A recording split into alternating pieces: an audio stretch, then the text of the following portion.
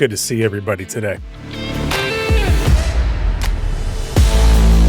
Hope you're doing well out there across the internet. Welcome to the show.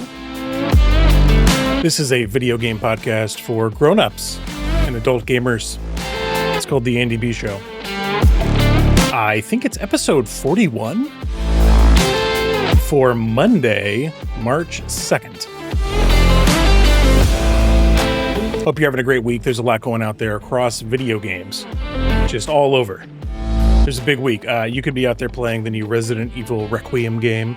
It's not for me. Too scary. There's no co-op. Nobody to hold my hand through the whole thing. Come on. It's not for me. But speaking of scary, there's the Marathon Server Slam, and it could be scary because it's a little creepy.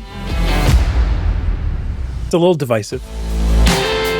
You could be playing Pokemon Fire Red, Leaf Green. Those released for $20 each on Nintendo Switch Online. That hasn't caused any controversy at all. There's a new Pokemon game coming out. We're going to talk about it too. So there's a lot of gaming out there, really, right? The Xbox leadership shakeup continues to dominate the headlines with, our AI-focused CEO, Asha Sharma, stepping in. We got all kinds of quick hit news. There's a lot because it's March now. It's time to talk about what gaming's going on in March. Wolverine's got a release date. There's going to be some marathon talk. I hope that's okay. We got a pile up of news. Plus, what's going on with Sony's strategy? Look,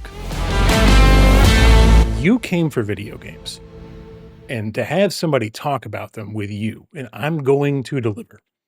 If you just can't get enough, which is understandable, you might be somebody who's like, give me more. Give me more than just the podcast. You can go over on the Patreon, patreon.com/theandybshow, or just make it easy. Go to andyb.show, and you might see a new post that I put out over there called Marathon Gets Slammed, in which we talk about Marathon and the Server Slam. So if you want to check that out, that's available over there. Free preview, but it is a premium post. So feel free to check it out. But basically, I play it's bold. It's a bold thing. I played video games and I recorded it, and then I put it online. But it is a little bold when you don't really know what's going to go on because you don't know, is everybody that's going to show up in your chat cool or not. I was playing last night, and I could tell that the people on the mics were really good at the mics. You can just tell when it's somebody watching a TV show in the background, or whether it's somebody that's kind of vocalizing in a certain way. I said, "Hey, are we streaming?" They're like, "Yeah, man, we're streaming." I said, "Okay." So I'll be podcasting about this. I've been playing a lot of the Marathon Server Slam. It's pretty great. I think that I think it is more simple in some ways than Arc Raiders. When you think about Arc Raiders has been an incredible game, 14 million plus people playing it. There's all the drama of, are people helping me or hurting me? Are they part of my crew? Can we team up? Can we be good friends in Arc Raiders? And I think the most interesting thing and the biggest difference between can we be friends in Arc Raiders and can we be friends in Marathon? Because they're very similar games. They're both extraction shooters. You both can squad up or go in solo or in duos. Squads are three.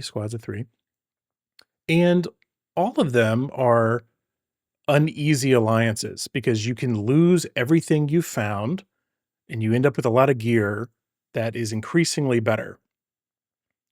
And if someone knocks you out, they could take your gear. And so you always have this tension. Do I knock somebody out? Do they knock me out? Are they going to knock me out? I don't actually know whether or not we're going to have a problem here when you meet up with anybody else in the game. The number one huge difference to me between these two games is the fact that Marathon, when you want to engage in proximity chat and talk to people around you on the microphone, Marathon has a push to talk only. It's push to talk only. And you might say, come on, Is it really that big of a deal if it's push to talk only? In Arc Raiders, you can just hit the toggle, and the people that you're speaking with, you can continue a conversation all around you, whether you squatted up with them or not. And in Marathon, it's going to be a pain to hold the button to chat with somebody. Now, maybe if you're somebody who goes, I push to talk all the time, I've been doing push to talk on Steam games for forever, maybe it's not as big of a deal. But I'll just tell you on console, it dramatically changes my expectations of the experience. When I'm looking at push to talk on console, I'm going, they don't want me to do this often because that means I'm taking a thumb off of running or aiming. And so that's how important it is. The default button is the right on the D-pad. Like, that's a big deal. And it is indicative of whether or not they think that you're gonna be spending be spending a lot of time partnering up with people that you did not squad up with. And I think largely the answer is they do not expect you to partner up with people that you did not squad up with.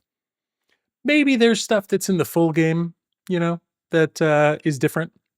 Maybe stuff in the full game feels like there's a group of problems that you can only solve you know, if you squat up with somebody. There's definitely that case in Arc Raiders. There's certain things that you'll never take down just as a solo player unless you came in with like 12 wolf pack grenades.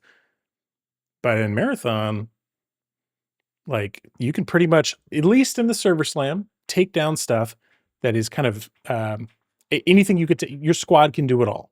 You are independently able to take down everything in your squad. There is some interesting stuff in the game description for Marathon. When you go look at like the store in the description for the Marathon game, and I'm trying to find it, it basically says like, look, at some point, you're going to unlock the ability to go up to the Marathon ship. Everybody's like zapping down onto the planet. We don't know how exactly your consciousness like pops into, a shell and then you're there. But there is a point at which you're supposed to get off the planet and go up to the Marathon colony ship. And when you do that, they say that you're going to like be in the cryo vault areas and face increasingly challenging raid like challenges. So Bungie, through 10 years of Destiny and Destiny 2, is well known for making some incredible raids. And they will always have, every time a new raid comes out in Bungie, it's kind of a big deal. And even if you don't play Destiny 2 anymore, you might like tune in to the Twitch and YouTube streams when the raids are going on. You might be like, let me see what's going on with the raid, because there's always super interesting things going on with the raids. The way the mechanics work, the way the teams have to try and figure things out. It's very challenging. And there's like, it's like step on this pad while someone unlocks this door. Like kind of problem solving is really what it is. So that apparently at some level is in there. They're going to put a bunch of rival crews in to the Marathon ship in kind of the end game, and you'll be solving things. And it's like, well, wait, is that when we would need to pair up? Like, maybe. So I think that's interesting, knowing what might come down the pipe. I don't know if that's really going to come to fruition in the way that like the Destiny raids did. Are they going to be as big of a deal? I doubt it. Um, so that's number one difference between like Marathon and Arc Raiders. Like they do not expect you to pair up with anybody in Marathon, as far as I could tell. Like they kind of don't care. That's so if you're in Marathon, I've only gone in solo as a rook, and a rook is a very specific type of runner shell in Marathon.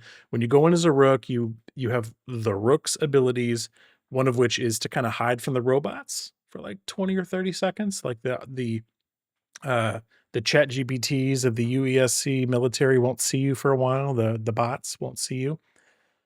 And you have like a healing ability. And then all of the factions that you can align with will end up with somewhere along their little upgrade paths. There's things for like, well, now you log in as a rook who's just there to scavenge with more and more abilities that are higher and higher upgraded. So they do seem to kind of have this desire to want to upgrade the rook over time, which I think is pretty interesting. Like why are they so invested in the rook? As a shell. So I've played a couple of rook rounds. It's interesting because you log in as a rook, the round's midway through. You kind of hope not to see anybody and just scavenge a bunch of cool stuff. Maybe just come across some fights that have happened and look in everybody's backpacks and take all the stuff that nobody else could take and then get out. Your goal there is probably not to get into a lot of combat because you'll be in 3v1 situations. And that is very deadly in this game. So yeah, it seems a lot cleaner to me than Arc Raiders. Arc Raiders creates an amazing like social experience that really makes you want to pair up with people. Everything is a lot slower. The crafting is slow. We're going to talk about the crafting here in a bit because that's the other biggest difference.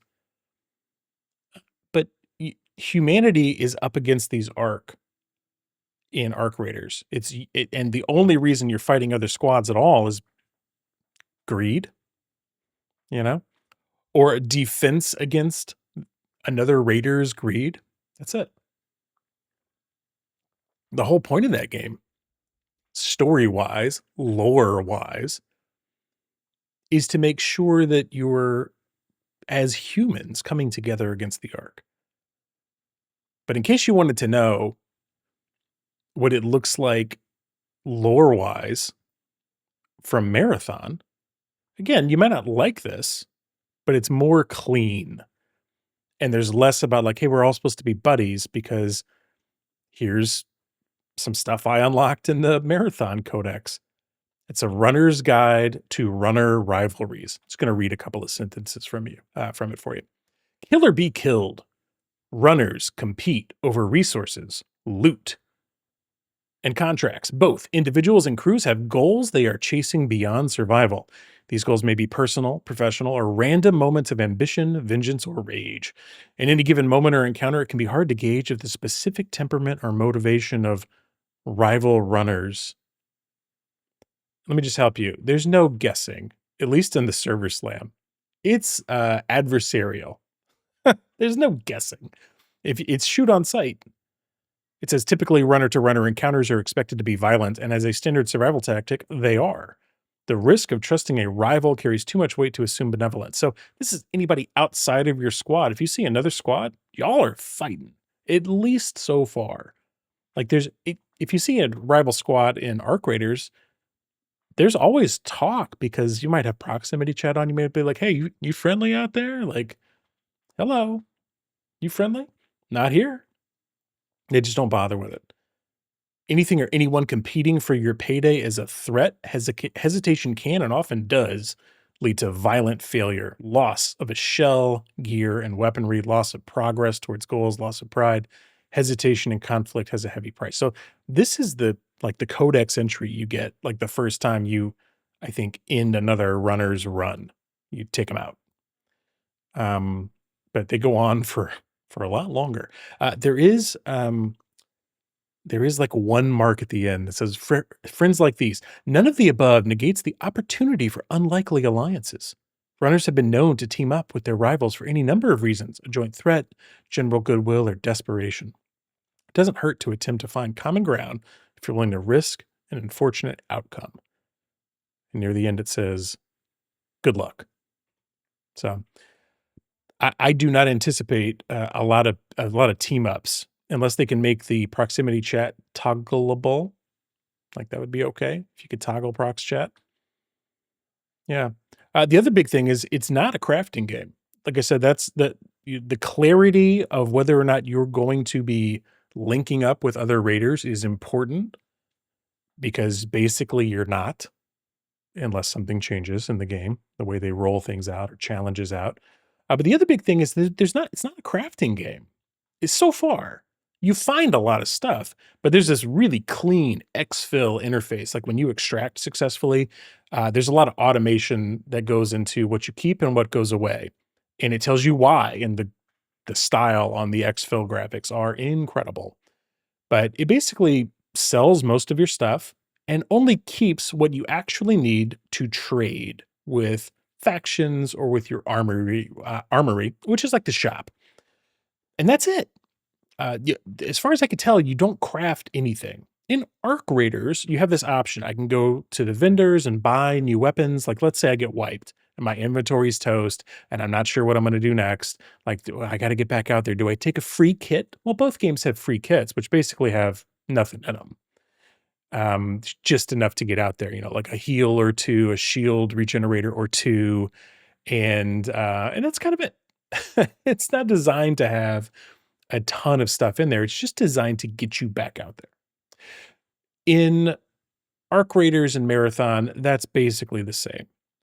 In Marathon, if you wipe, you can take a free kit or you could take stuff out of your inventory or you can go to the shop and buy more stuff if you want to get better than a free kit's worth of gear to go back to the next run.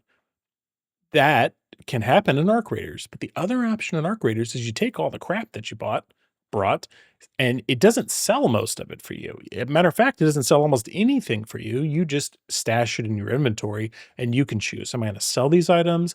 Am I going to keep them? Like some things that are very expensive in Arc Raiders are these collectibles, and they don't do anything but fill up your character's room with rubber ducks or picture frames or lamps or whatever it is, coffee pots, and you could choose to sell that stuff or not. If you choose to sell it, you get uh, a lot of good credits for that. Nothing wrong with that. But if you choose to keep it, you might want to craft not the collectibles, but almost everything else. You'll craft stuff, and if you're crafting things in Arc Raiders or selling things, now you have a choice. Every single piece of gear you bring into your inventory with Arc Raiders, you have to make a choice. Now, you might say, well, the choice is easy for me because I'm very decisive. But for a lot of people, every choice wears down their understanding of how much wor- energy they have in a day. It changes how good they are at making decisions. And so if I bring up like 40 things up from topside or 40 things down from topside in Arc Raiders, I have to make a decision about 40 things. And usually you just dump it in the inventory and see if you need it later. But inventory space also costs credits and money. And it's like, well, how do you get more credits? Well, you sell the stuff you brought up. So you're constantly looking at it going, should I sell this? And then as it turns out, a lot of the stuff that you could sell is actually worth a lot of either specific like deployments to expeditions. They could be used to fill out certain these like little battle pass challenge things. Like I don't know what the name of them is off the top, but the expedition is the big one. The expedition is the one that could take weeks to months. It's basically the whole season that you're trying to have um, fill out an expedition. Take all the gear that you could find, hundreds of springs and screws and coffee pots and whatever else, and fill up your expedition. And so suddenly you've got three competing places to put the loot in Arc Raiders where you want it to go. I either sell it and then I have money to buy more gear from the vendors, or I have money to buy more storage space, right? Or I craft with it. I can make the guns, I can make the bombs. There's a little bit of like hassle that the developers were under because they just changed how much it costs to craft a wolf pack grenade, which is a very powerful grenade in Arc Raiders. And they have it requiring some more rare resources. And people are like, well, that means I can make less of them. So now the game's less fun because now I don't easily go into a match with more wolf pack grenades. Thanks a lot. And look, balance changes are going to happen in these games all the time. That doesn't bother me. I mean, it might bother me if I was crafting wolf pack grenades right now. But that's the thing is like the stuff that you might have sold yesterday because you needed the credits now is what powers the wolf pack grenades. And I'm like, ugh, I don't like that. Don't get me wrong. Bungie has plenty of opportunities to screw up exactly the balance of the game and all the loot and what the loot matters, whether you keep it or not. but it's really not a crafting game based on what we've seen so far. So I would end up in Arc Raiders, where if I got wiped and I had to rebuild my kit and I didn't just want to bring in a basic free kit because you basically have very little survivability. And if you bring in a free kit in Arc Raiders, you're just kind of hoping to get out with whatever you brought in. Maybe you get real lucky, but you're not going to have a great run. You're not going to take down a big arc. You have no gear, right? So you don't want to bring in free kits unless you really kind of have to. That's really the only reason you might do that. So you spend time going, should I craft or should I buy? Or do I have to sell things so that I can buy new gear? Or do I have to craft things, but then I have to buy some resources in the crafting because I was just short a couple of items. So you have to go to and you might spend 5, 10, 15 minutes in between rounds just crafting stuff, man. It's too much. Whereas in Marathon, you either have the gear and the credits or you take the free kit. Like, it is the simplest decision-making process. Do I have gear in my inventory I'd like to bring? Pull it in. Do I have credits to buy gear? Go buy it. Do I have stuff, valuables that I might trade with factions, but maybe I just don't have enough? Well, you could sell those and then buy gear, but it takes out the crafting. Now, if you're somebody that likes the crafting, you might go, look, I like the crafting and now I don't have it and I'm upset. Or I'm missing something, or I like the option to craft. That's fine. But all of this Bungie like focus is on getting you back out there, getting you back out again to the drop. And it has a different feel because of that. I've played in an hour, you'll play a lot more runs, maybe 2 hours. I don't know. Some of these runs can go 20 or 30 minutes, but in a 2 hour span, if you were like, hey man, the kids are in bed, it's 9 o'clock, I'm gonna play from 9 to 11. I'm gonna get a lot more runs in Marathon on average, it seems like, than I will in Arc. And that's the gameplay loop. There's a whole other gameplay loop in Arc about crafting, and it's just not there in Marathon. And I think for the better, as far as the flow. Less options, but more flow back into the game. So if you're playing Marathon out there, if you're playing the Service Slam, let me know what you think. It can be divisive. Not everybody is digging on it. Some people are we'll get into it in the emails. You could send me your emails about video games, podcast@andb.show. And we got an email about Marathon. We'll read it later in the show. So stick around for that. One other game I've been playing a little bit this week, at least before the Marathon Service Slam came out, was I played a little bit more of a game called Unicorn Overlord. And I've been dealing with throngs of these unmagicked octogenarians. I posted about this recently on Threads, where you could follow me if you'd like. But Unicorn Overlord continues to be a game that looks amazing and feels easy to play.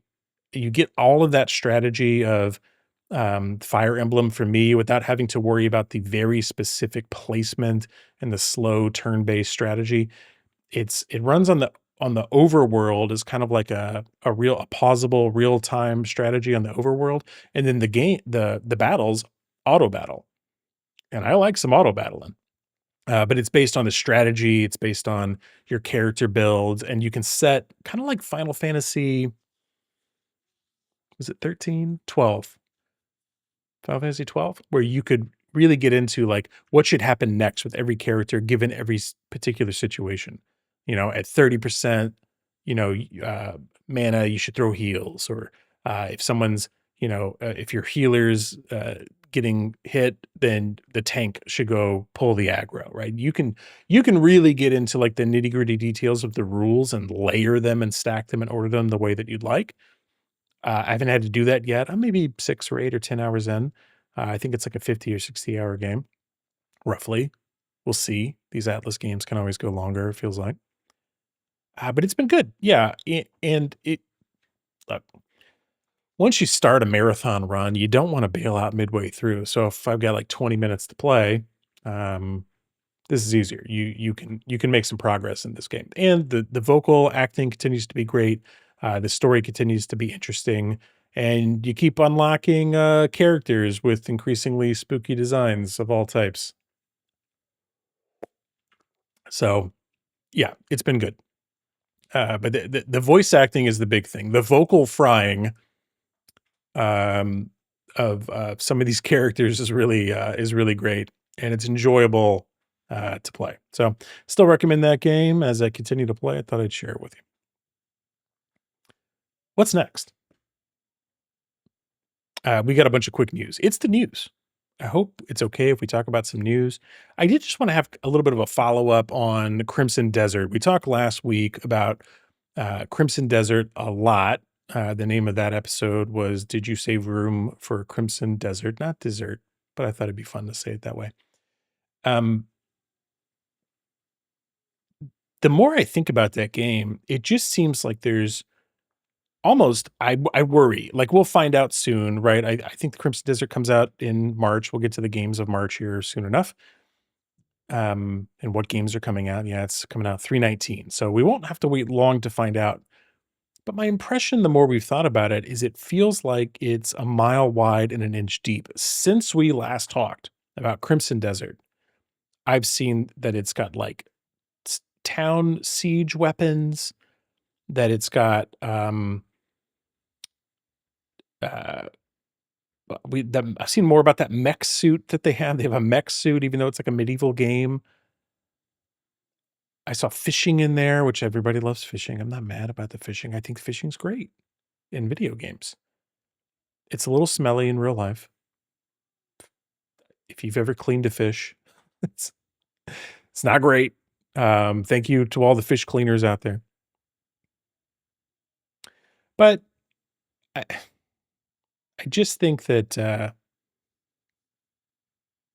I'm concerned that it's a throw everything in design philosophy. And I'm like, what is going to be the value of doing all of these like very disparate things? Is it the story we're working through? Am I getting XP for all of them? Is it just supposed to be like an game, and everything game? It feels like there's almost too much. And I go, okay, like, who's making a game with this much stuff in it? Do they need editorial courage in the game design booth? Like, what's going on? So we're gonna find out. But since I posted that episode last week, I've had so many people listen to it and comment, and they're like, "Yeah, it looks amazing," or "I don't know. Is it too much? Is it as good?" It seems too good to be true that you would have a game that would have that many systems that all mean something, that all are fun, that don't just seem like a weird waste. But, you know, it depends on how much bloat is in there. Bloat versus it respecting your time, you know? So that wasn't really news. It was news from me. I had said some more thoughts about Crimson Desert. Some actual news. There was a narrative driving game that Amazon is no longer going to publish, an open world narrative driving game by Maverick Games, the former Forza Horizon developers. Apparently, the game is still in development and just seeking a new partner, according to thegamebusiness.com. It was a AAA narrative-led game, multi-platform across all the majors: PC, PS5, Xbox Series X and S. Wait, put it on the Switch too. But yeah, Amazon's choice of like how they're running their studios is affecting more games that they had in development, that including one I hadn't even heard about. Summer Games Fest is set to take over Los Angeles June 5th through 8th. So we still have Jeff Keighley's E3 keeping it alive. The Friday night, June 5th, 2-hour live showcase at the Dolby Theater is there for you. So if you are somebody that really wants to watch 2 hours of game ads and figure out whether or not something like High Guard will be the closer of Summer Games Fest, um, set your calendars now, months away. There's another announcement that Marvel's Wolverine finally has a date. You can lock in the date. You can wish list it now on PlayStation. September 15th, 2026 is the date. That's Marvel's Wolverine. Look, Insomniac mostly doesn't miss. There's been some controversy with the last Spider-Man game, but that PS4 Spider-Man was amazing. Um, I'm not sure the controversy on the Spider-Man 2 game was a big deal. I thought it looked pretty good. But I still haven't watched the IGN, like, or the official trailer, um, for Wolverine. I'm kinda just like, "Don't show me anything." Like, I'll get there when I get there, and we'll see how it looks when I get there. Like, I'm not worried about it. Um, like, I know it's going to be a good game, or I believe it's going to be a good game. So, we'll see what it is, but I think it will be. Reigns, The Witcher is out. We talked about that a couple of episodes ago. Launched on February 25th, on PC and mobile, which is a little swipe game. It's very cute. I haven't played it. I think it's a few dollars. I don't think it was crazy expensive. It's like a $5 game or something like that. Maybe it's 10. I don't know. Fine, I'll click it and find out the price. How much does it cost? Oh, it's not going to tell me. Well, I think I looked at it and I think it was like 6.99, 5.99. It looks fun, but I got enough going on mobile. I'll tell you that. Just post on threads all the time. This was fun and exciting to me. I didn't expect that I was going to see a new update. I don't know why. I felt like Carmageddon Rogue Shift was just going to go off into the ether and then we'd never hear anything else about it. But that hasn't been the case. As it turns out, there's more stuff going on with Carmageddon Rogue Shift. So they've released a new bonnet cam update to the game. They've got a new vehicle called the Grosso, and the big thing is they changed or added nuance to the handling. I thought the handling worked pretty well in the original game. It's also Steam Deck verified, but yeah, they've changed like the responsiveness, the steering overhaul, and all kinds of stuff there. So, yeah, I almost just assumed that it was going to be like a fire and forget with with, um with Carmageddon Rogue Shift. I was like, oh, that was a great game, and I beat it. I did a couple of runs, beat it a couple times, and but they're updating it. I'm glad to see that. I haven't logged in to check out the new car, but I plan to soon.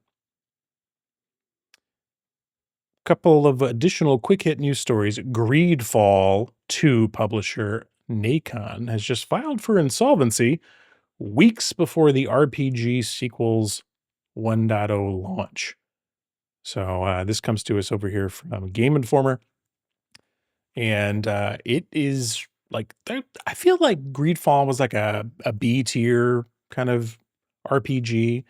I downloaded it and never started it because it was available on one of those game catalog platforms, Xbox Game Pass or PlayStation Game Catalog. But in this case, it's insolvency. Maybe it's a little bit different than bankruptcy. Maybe it depends on what part of the world you're in. Um, the filing says in a video game sector marked by long investment cycles and significant transformations, Nacon announced that the situation of its majority shareholder, Big Ben Interactive, following an unexpected and late refusal by its banking pool, was unable to make the partial repayment of its bond loan to its bondholders, which is significantly affecting its own operations. So they got like a cash flow problem over there, basically. And the game's supposed to come out soon, March 12th. So that's business. Biz news out there. Yeah, yeah. If the game's coming out, like, there's no way that game's not going to come out in 2 weeks, right? It's coming out. So I don't think that's going to be a problem. But if you're looking forward to Greedfall, let me know if it comes out and if it's good. Like I said, I don't know a ton about Greedfall, but I did see a new pirate game get announced. The trailer has sea shanties in it. There is a PvE survival game called Windrose. Windrose. And it looks a little bit like what you might want out of a pirate game. It's very photorealistic looking, which is a little bit different than what's that one that's big over there at Microsoft? That's kind of cartoony. Age of Sea of something? Sea of Thieves. I got there eventually. Sea of Thieves. Sea of Thieves over there on the Microsoft side of the house is like a little cartoony, but like you build your ship and you come together with other people and you pirate the whole thing. This looks a little more like the Assassin's Creed game, Black Flag. It's got that kind of realistic look. There's skill points in the skill tree. There's a little more crafting, which is like, a survival game makes sense. There's a little more crafting along the lines of not just like crafting gear necessarily, but like crafting your abode, crafting a guild hall for you, like a little, like a kind of Minecrafty style. And maybe that's great. So if you're getting together with your friends and you're crafting your homes and, pirate paradise, and then you're out there working on your ship and boarding ships and doing sword fights and, musket blows, it looks pretty good. Wind Rose. So there's a demo out there on the Epic Games Store. So if you're somebody that is into pirate stuff, I guess pay attention. Okay, we've got to talk about the games coming out in March because it's now March. And if you've ever wondered, does Sony want to put any competition out there for Marathon? The answer is no, because their March monthly PlayStation Plus games are the following: PGA 2K25. It's fine. I'm sure it's fine. Monster Hunter Rise, which I think is the old one, right? The Elder Scrolls Online Gold Road Collection, and Slime Rancher 2. Now, Slime Rancher 2 actually does look like it would be cute and fun, and I wonder if it has split screen co-op. So I'm going to be like checking that one out. I'm kind of interested because of the family game, but I'm gonna boldly say there's no bangers on here that are going to make people sign up for PlayStation Plus so they can play these games. And of course, why is that important? Well, we started the show talking about probably the biggest game that's coming out in March. And we've got this list here from Victor or Frazil33 out here on Threads. And this is his editorialized list. There's way more games than this coming out, but he chopped it down.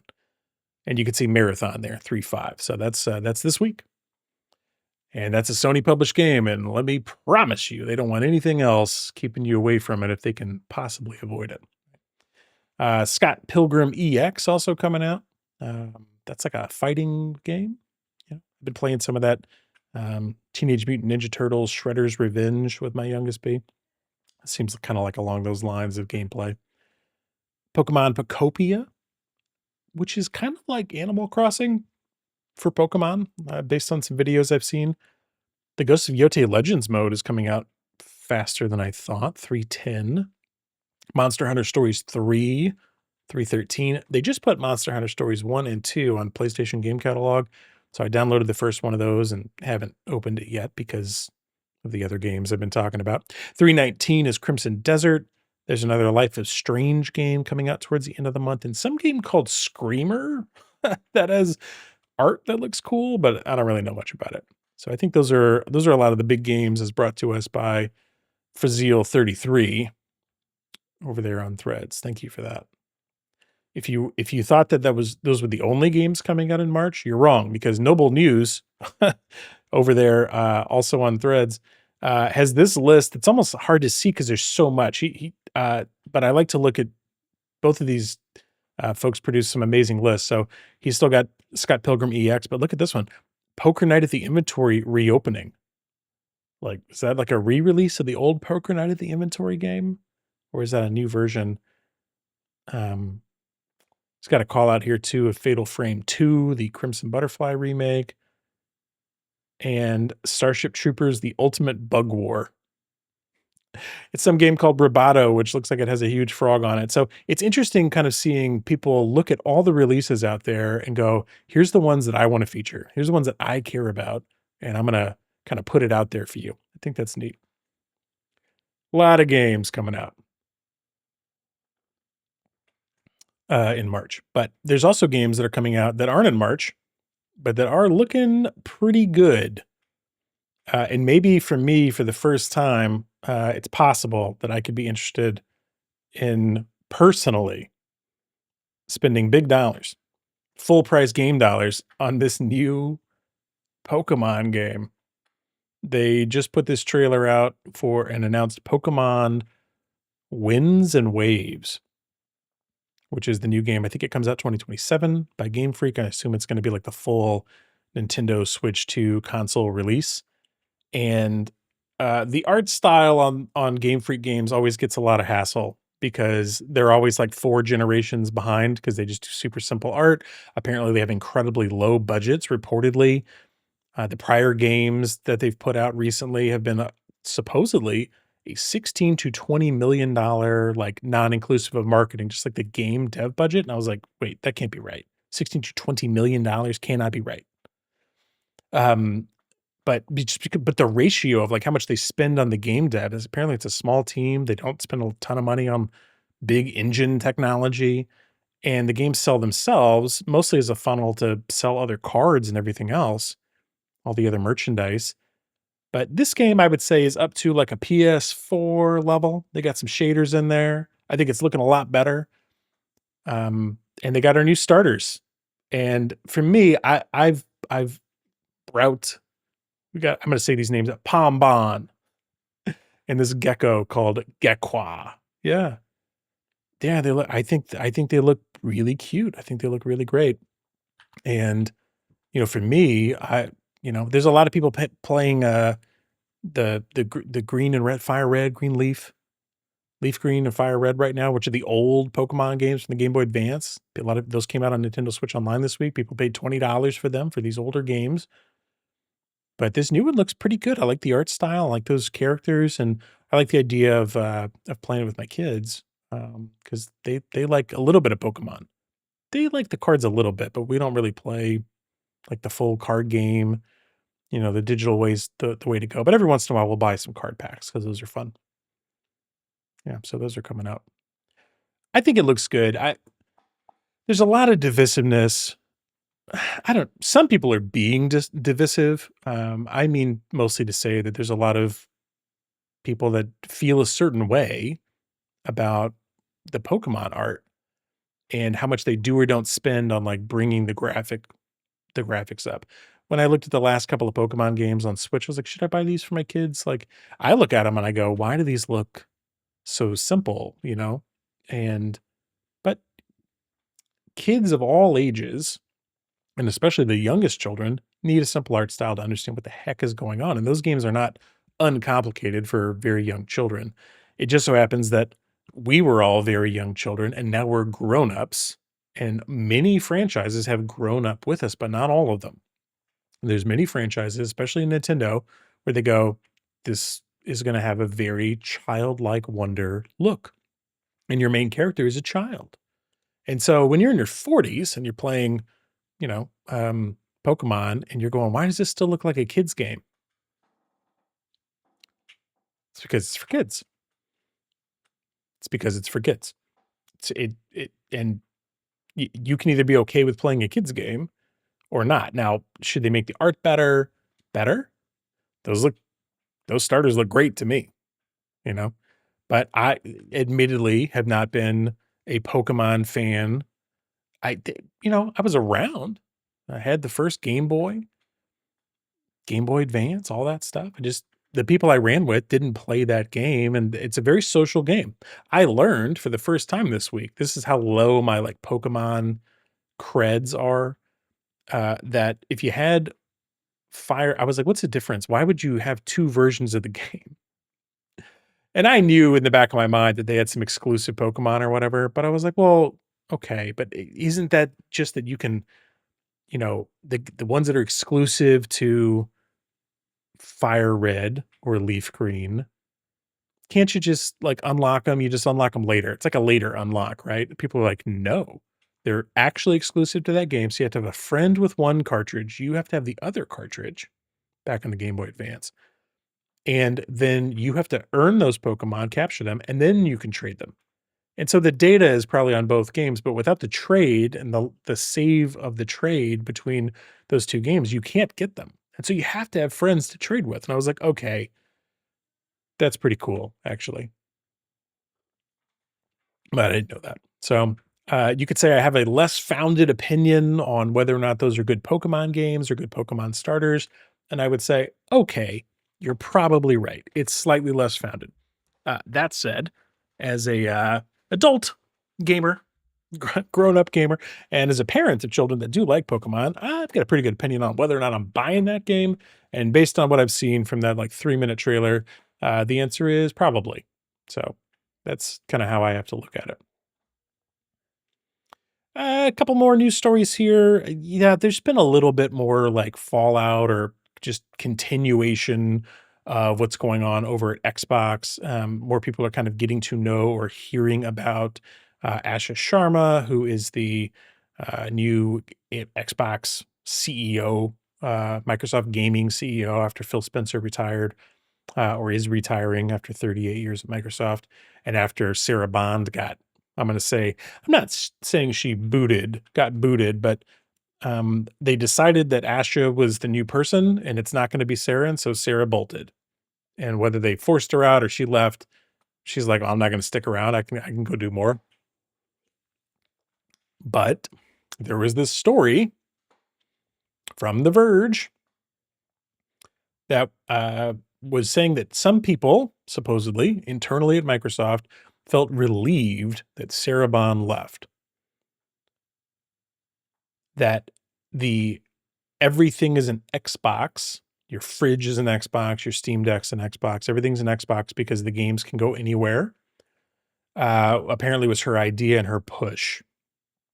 So the quote from the article says, "The pivot away from the console as the main draw, led by Bond under Spencer's direction, hasn't gone well for Xbox. The strategy has been failing internally and been questioned multiple times. Bond has tried to push mobile and cloud over console to reach potentially millions more Xbox customers, but the result has been a classic case of chasing tomorrow's customers by neglecting today's. Microsoft wants a turnaround and is worried about losing Xbox as its only remaining successful consumer brand, or one of its only remaining successful consumer brands." So we what we know about Asha Sharma, based on her resume and what's been out there, is that she's an operator that's respected with her industry, and she keeps getting more bigger responsibility put under her, right? And there's critique that even I have a little bit, which is like, she doesn't really play games or know about games. She's playing Xbox for the first time. Her gamer tag is out there for the first time. And all of her family apparently was playing on it. She supposedly got 10,000 gamer score in a month, maybe. Uh, but that's not the job. The job of that role isn't playing all the video games, right? It's running the show. It's running that organization. And can you do it without being a hardcore gamer? Totally. Yeah, you can. And being a hardcore gamer obviously isn't enough, right? So that's really not a problem for me so much. But I think this piece that some people called a Tom Warren hit piece over on The Verge, uh, basically calling Tom like a useful conduit of PR information to like blast Sarah Bond on her way out, um, and almost to turn around and say that Xbox is suddenly going to be this console exclusive machine again. I don't look. I'm sure that I'm not going to. I don't know Tom Warren. I've read his articles for years. I follow him on Threads, but so I'm not going to say anything negative about the guy or his reporting. What I'm going to say is I believe that people that he reported who felt good that Sarah was leaving said those things and feel that way. That's fine. I'll take it at face value, but it's anecdotal, right? Like, you know, obviously Satya wanted to take Microsoft and the gaming division in a different direction than Sarah Bond, which is why they didn't put her in the role that Phil Spencer was in. Fine. But do we really think that Xbox is going to become a beloved consumer brand from here? Anything's possible, I guess. It depends on what they do. What would they have to do to make it a beloved consumer brand? because they are legally obligated by courts across this planet to take all those Activision Blizzard games, or most of them, especially Call of Duty, I should say. Maybe it's not even most of them. It's definitely Call of Duty, and keep it multi-platform. And maybe some of the other ones. And it could be within their shareholders' best interest, they may think, to not give a rip about Xbox as a consumer brand and instead see the biggest publisher in the world, that's Microsoft Games now, sell more games, which is to push everything multi-platform. So do we just call it Microsoft Games, Xbox Games, and not give a rip about the console? If the console's profitable, that's fine, but mildly profitable or even extremely profitable, but without a growth trajectory for a company like Microsoft is not interesting to them. They don't care whether or not Xbox is a profitable business unit. Like you and me might go like, "Oh, like I got a little side money over here on the side. Everything's going great. I like that. Keep that up." They're going, "No, we want to see growth on this track, up and to the right, at this angle. And if it's not going to do that, then we're not interested in it as a business. We'll spin it off or reformat it or change it up." So they haven't seen the growth that they're expecting to see. They haven't seen the growth that they think they would have gotten under Sarah Bond, which is why they make a different bet with Ashish Sharma. And so what is it gonna be? Do we really think that the Xbox brand is what's gonna become strong, or is it Microsoft Games Publishing? Microsoft Games Publishing is my bet. I could be wrong. We'll have to see what the next Xbox looks like. Apparently, they are pushing through with a new one. But what they're not gonna do is what Sony might do. This week, reports from Jason Schreier and apparently Digital Foundry's John Linneman suggest that Sony's pulling back from PC ports from single player exclusives, meaning that Wolverine, that we just said earlier is coming out September 15th this year, that you can wishlist it now, may never show up on PC. So Jason Schreier said, this is a quote from some comment on this podcast. It says, he says, "I mean, it's not speculation, but sometimes topics come up on the show before I'm quite ready to publish a story about them. More to come soon, I'm sure." So he is talking to people that, it may or may not go the way that we're talking about, right? But if Xbox won't pull in their single player exclusives and give you a reason to buy an Xbox, and if more and more people are gaming on Linux than ever, and the Steam machine is coming out soon to make it even easier to game on Linux without all that Copilot stuff built in at the OS level. Not a lot of people are loving the Windows operating system nowadays. I don't think. You couldn't pay me to touch a Windows operating system right now.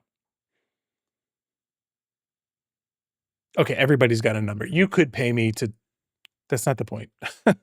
The point is, like, not a lot of people are playing on Windows because they love Windows. It's because that's where the majority of the games are, and that's where the majority of the PC is, and there's a learning curve to get to Linux. Well, if the learning curve to get to Linux is stripped out because of the Steam machine or something else, then people are gonna choose to move away from Windows if they can, I think.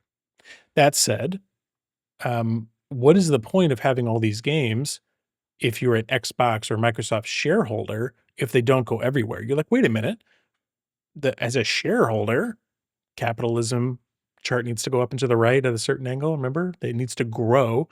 Those games need to go everywhere." So Microsoft, if they are beholden to the shareholders, if they don't have management pride, if Ashish Sharma isn't gonna come in and say, "No, we're doing some exclusive games," then it's not going to grow the Xbox brand, it will grow the Microsoft publishing brand. Where Sony, who's also beholden to the shareholders, but is looking at the numbers, apparently, and they're not seeing the type of growth, I guess, I presume, I don't have Jason Schreier's contacts, that would lead you to believe that it's worth it to put those single player games out on PC. And if you have to buy a PlayStation to get to Wolverine, I promise you that's going to sell some PlayStations. And it stacks up, right? It doesn't stack up, and it does not sell PlayStations to know that Death Stranding 2 comes to PC, which it does this month, I think, or it already did. I think maybe it just came out on PC.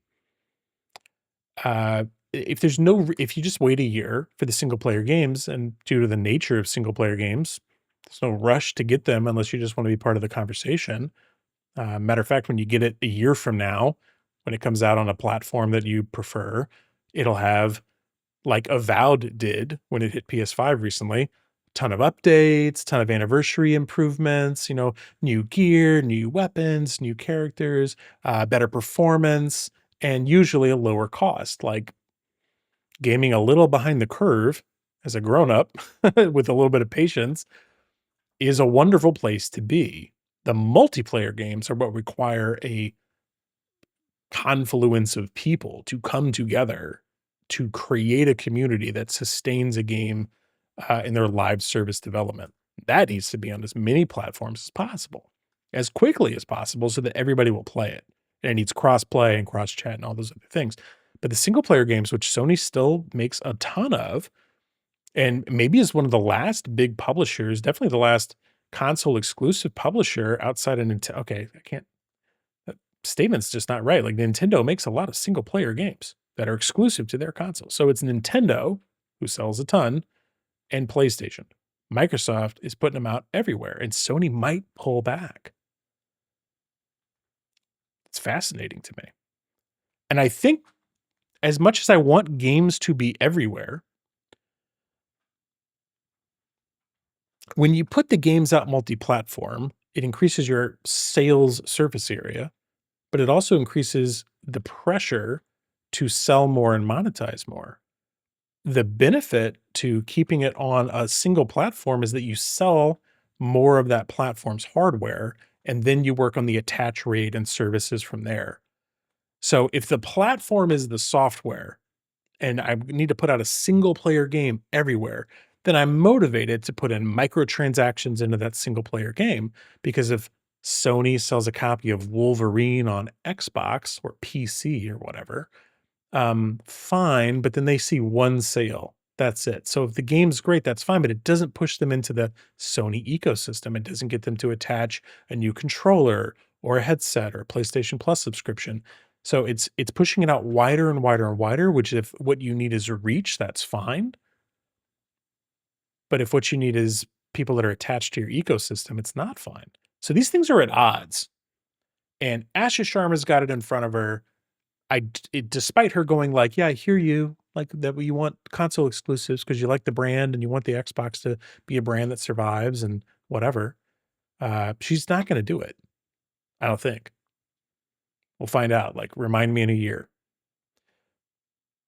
But if PlayStation pulls back the non-multiplayer games, like that could be a strategy that PC gamers won't like. And I understand why, because it'd be removing something they now think is coming to them. But it could be very healthy for the future of PlayStation. Otherwise, we just have game publishers and, every couple of 20-year cycles, you'll get a Steam, a Valve that wants to make a Steam machine. It's not enough. It could be that the PS6 is not coming out till 2028 or 2029 because of RAM crises and everything else. And if you have a longer console cycle, then more exclusivity makes sense. Get them to buy in, Yeah. Okay, we're on to emails. That's all the news. That's all the news and the game discussion that everybody's got time for. So let's get our emails in. You can send your emails to podcast@andb.show, and I will read them. And I may read them live on the air, like this one from Bizarro 49ers. And they said, while I want Marathon to succeed for my friends that are genuinely excited about it, I also have zero intention of picking it up. The NDA required post-alpha that I tried didn't speak to me personally, but I'm also someone who's stuck with them after getting burned so many times in 10 years of loving and supporting Destiny. 1 step forward, 3 steps back. The UI looks like Destiny, but with a different font and copy-paste. The art style I do enjoy, but that's been the only thing jumping out at me.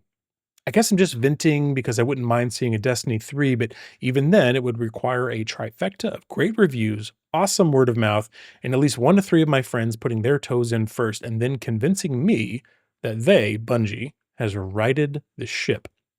Thanks for coming to my impromptu TED Talk. Bizarre 49ers, thank you for the email. And again, everybody can send their emails to podcast@andb.show and I will read them.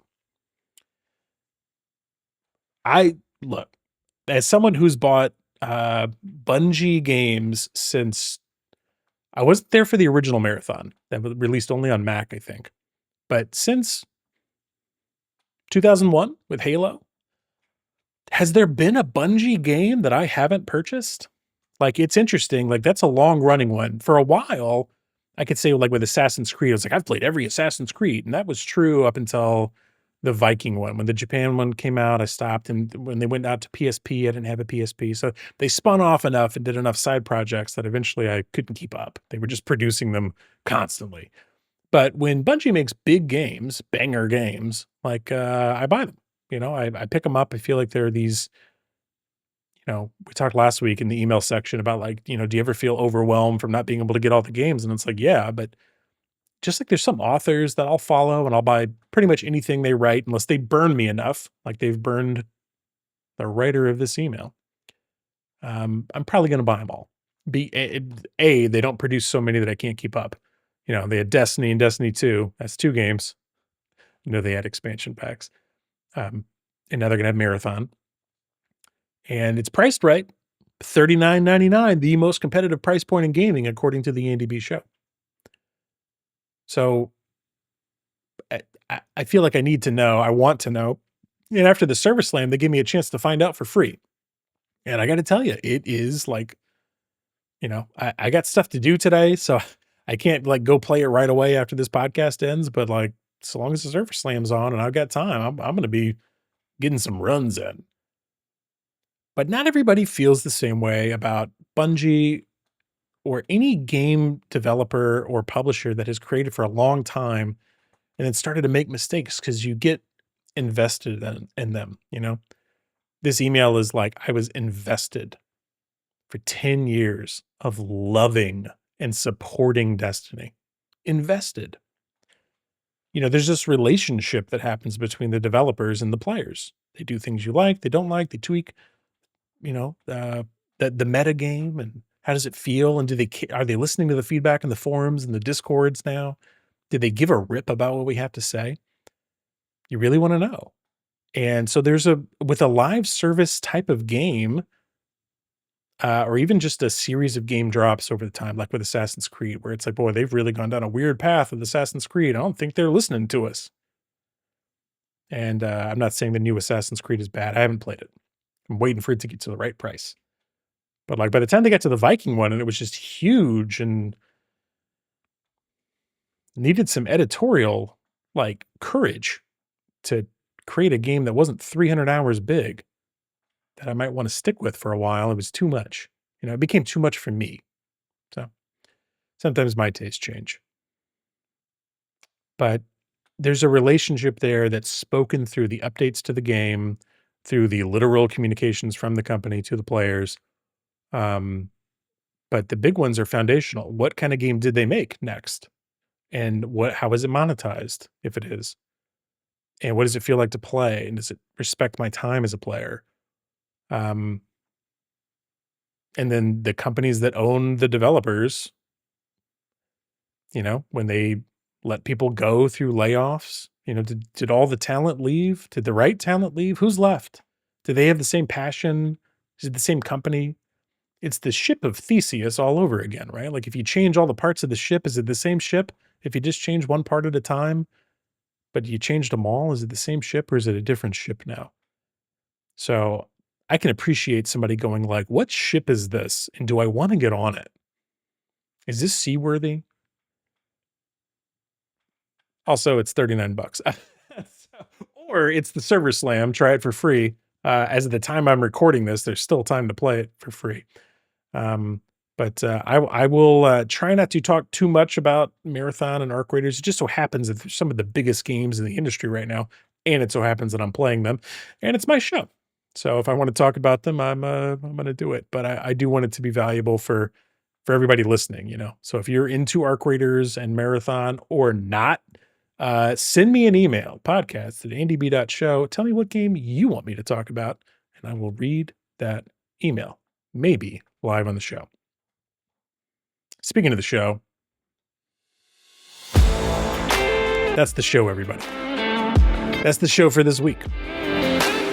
Thank you for hanging out. Thanks for being here. Thanks for sharing the show with people that you know that listen to video game podcasts. Really appreciate you. If you've been playing the Marathon Server Slam, how did you like it? Let me know. Reach out wherever you'd like to find me. You know where to send the emails. You can go to andyb.show. That's the Patreon. And I hope you have a great week. Thanks for listening. Thanks for having me be a part of your routine. And I will see you next week. Bye-bye.